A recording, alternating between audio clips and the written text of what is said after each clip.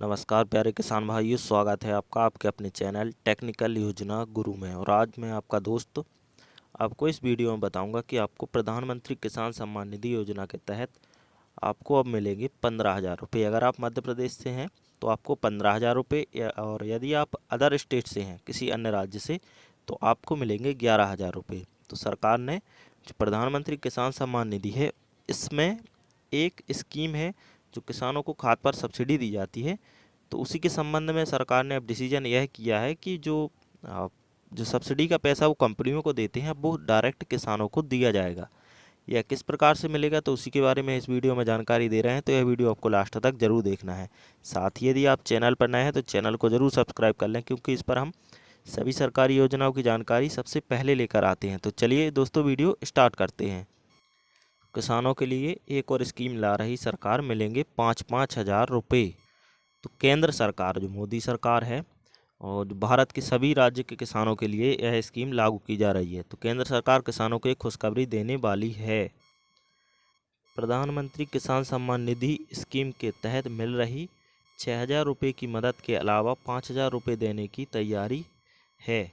यह पैसा खाद के लिए मिलेगा, क्योंकि सरकार बड़ी बड़ी खाद कंपनियों को सब्सिडी देने के बजाय सीधे किसानों के हाथ में फ़ायदा देना चाहती हैं। कृषि लागत एवं मूल्य आयोग CACP, कृषि लागत और मूल्य आयोग ने केंद्र सरकार से किसानों को सीधे 5,000 रुपये सालाना खाद सब्सिडी के तौर पर नकद देने की सिफारिश की है। और आपसे एक रिक्वेस्ट ज़रूर करेंगे, यह वीडियो आपको लास्ट तक ज़रूर देखना है, जिससे कि यदि आप प्रारंभ में इस वीडियो को लास्ट तक देखेंगे तो यह वीडियो अन्य किसानों के पास जाएगा।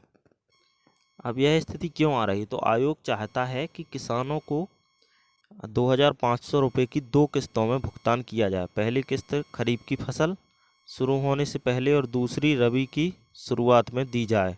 केंद्र सरकार ने सिफारिश मान ली तो किसानों के पास ज़्यादा नकदी होगी, क्योंकि सब्सिडी का पैसा किसानों के उनके खाते में आएगा।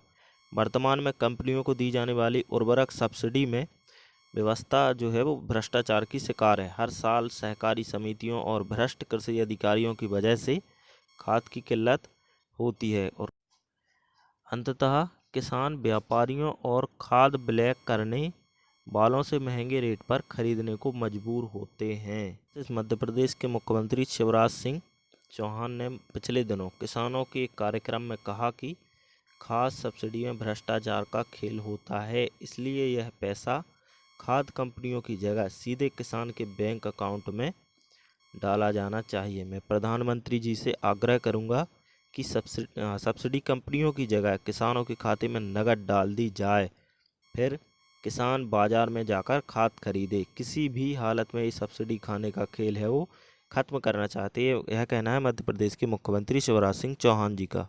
और इस पर जो मोदी कैबिनेट के मंत्री हैं उनका क्या कहना है, तो मंत्रियों के द्वारा इस साल 20 सितंबर को रसायन और उर्वरक मंत्री हैं जो सदानंद गौड़ा जी, उन्होंने एक सवाल के जवाब में लोकसभा में बताया था कि किसानों के बैंक खाते में DBT का कोई अभी ठोस निर्णय अभी तक नहीं लिया गया है, लेकिन किसानों को उर्वरक राशि सहायता करने के लिए DBT की शुरुआत करने के विभिन्न पहलुओं की जांच करने के लिए उर्वरक और कृषि सचिव की सह अध्यक्षता में एक नोडल समिति गठित की गई है।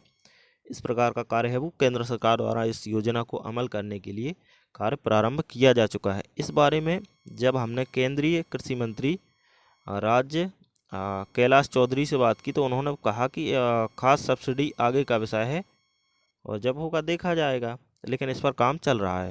और खाद सब्सिडी पर किसानों का क्या कहना है, तो राष्ट्रीय किसान संघ किसान महासंघ के संस्थापक सदस्य विनोद आनंद का कहना है कि सरकार खाद सब्सिडी खत्म करके रकबे के हिसाब से उसका पूरा पैसा किसानों के अकाउंट में दे दे तो यह अच्छा होगा, लेकिन अगर सब्सिडी खत्म करके उस पैसे का कहीं और इस्तेमाल करेगी तो किसान इसके विरोध में उतरेंगे। ये सही बात है।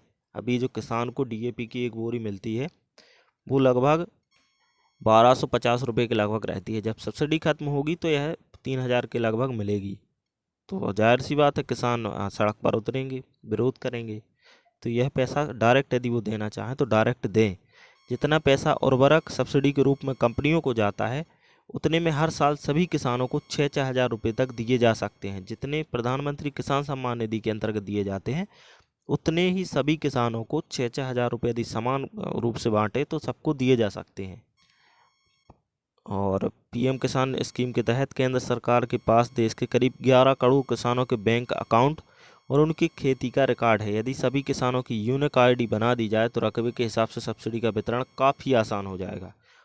और अब लास्ट में हम देख लें सब्सिडी पर कितना पैसा जो है वो खर्च करती है सरकार। तो उर्वरक सब्सिडी के लिए सरकार लगभग 80,000 करोड़ रुपए का इंतजाम करती है। 2019-20 में 69,418 करोड़ रुपए की उर्वरक सब्सिडी दी गई, जिसमें स्वदेश यूरिया जो भारत में उत्पादित हुआ वो 43,000 करोड़ का, और इसके अलावा आयातित यूरिया है वो 14,000 करोड़ रुपए बाहर से खरीदा गया। सरकारी और सहायता अलग से दी गई है। और यहाँ पर 6 सार्वजनिक क्षेत्र की कंपनियाँ, 2 सहकारी और 37 निजी कंपनियों को यह सहायता दी गई है। तो इस साथ ही इस वीडियो में हम थोड़ी सी बात कर लें। एक जो किसान भाई थे, कर्ज चुकाने की चिंता में हार गया किसान, फंदे पर झूलकर दी जान। तो इस प्रकार से जो जिन किसानों के ऊपर भी कर्ज है उनसे हम हाथ जोड़कर रिक्वेस्ट करते हैं, ज़िंदगी है इसमें उतार चढ़ाव आते रहते हैं। तो इसका मतलब ये नहीं है कि हम अपने जीवन को ही समाप्त कर दें।